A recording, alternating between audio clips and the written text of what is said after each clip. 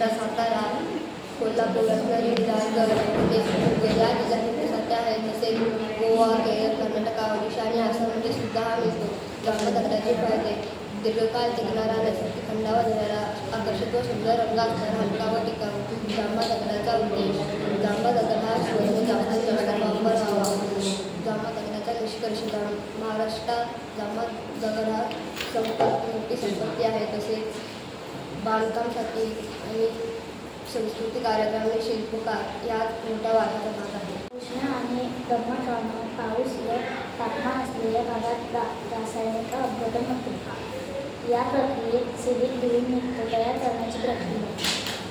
दगड या खडकात लोह व अल्युमिनियम ऑक्सिजन मोठ्या प्रमाणात असतात. यामुळे याला लायसर रंग येतो. कालांतराने हे घटक घट्ट होऊन दगडासारखी रचना तयार करतात. नमस्कार, माझे नाव मानसी. मी इयत्ता 10वीची विद्यार्थी आहे. मुख्यरित्या आत्मनिर्भर झालो विषय जांभा दगड. उद्देश: जांभा दगड ही महाराष्ट्राची नैसर्गिक संपत्ती आहे. त्याचा प्रसार व प्रचार गाव पातळीवर मर्यादित न राहता जागतिक पातळीवर जावा. त्यामुळे स्थानिक लोकांना रोजगार मिळावा. माननीय पंतप्रधान नरेंद्र मोदी यांचे स्वप्न आहे की 2047पर्यंत आपला भारत विकसित झाला पाहिजे. आमच्या प्रकल्पाचे नाव आहे जांभा दगड. इंग्रजीत लॅटरल स्टोन असे म्हणतात. जांभा दगड हा महाराष्ट्रात विशेषतः कोकण, सातारा, रत्नागिरी, सिंधुदुर्ग आणि कोल्हापूर या भागात आढळतो. ठाणे आणि पालघर जिल्ह्यातील काही डोंगराळ भागात आढळतो. माहिती: हा एक आधुनिक खडक आहे. त्याचा रंग लालसर, तांबडा किंवा गुलाबी असतो. म्हणून त्याला जांभा लालसर दगड म्हणतात. हा दगड बेसाल्ट या खडकाच्या प्रकारात मोडतो. साधारण हा 14 इंच लांब, 9 इंच रुंद, 7 इंच उंच अशा आकारात असतो. उपयोग: याचा उपयोग बांधकामात, व्यवसायात तसेच कोरीव शिल्पकलेत मोठ्या प्रमाणात होतो. तसेच कोरीव कामातही होतो. घराच्या भिंतीचे सौंदर्य वाढवण्यासाठी याचा उपयोग होतो. विहिरीच्या भिंती, घराच्या भिंती बांधण्यासाठी व रस्ते बांधण्यासाठी याचा क्रश करून टाकतात. उष्ण आणि दमट हवामान, पाऊस व तापमान असलेल्या भागात रासायनिक अपघटन होते.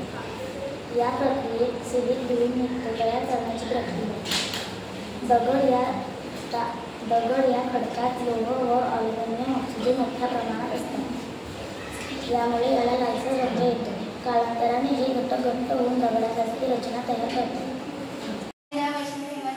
इयत्ता 8वी. विकसित भारत विरथाम 2025 शाळा गालसरे विद्यामंदिर गालसरे, तालुका श्रीवर्धन, जिल्हा रायगड. मुख्य विषय समृद्ध भारत.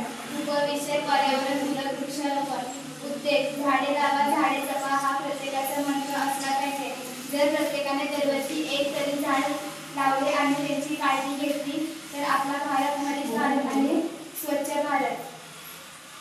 मुख्य विषय समृद्ध भारत. उपविषय वृक्षारोपण पर्यावरण पूरक. माननीय पंतप्रधान नरेंद्र मोदीजी यांचे स्वप्न आहे की 2041 पर्यंत आपला भारत विकसित झाला पाहिजे. आमच्या प्रयोगाचे नाव आहे वृक्षारोपण. वृक्ष हे निसर्गाचे देणं आहे. झाडाशिवाय जीवन शक्य नाही. हे आपल्याला प्राणवायू, ऑक्सिजन, अन्न, फळे, सावली, लाकूड आणि औषधे देतात. म्हणूनच दरवर्षी वृक्षारोपण करून झाडे लावा आणि झाडे जगवा. निगा राखा आवश्यक आहे.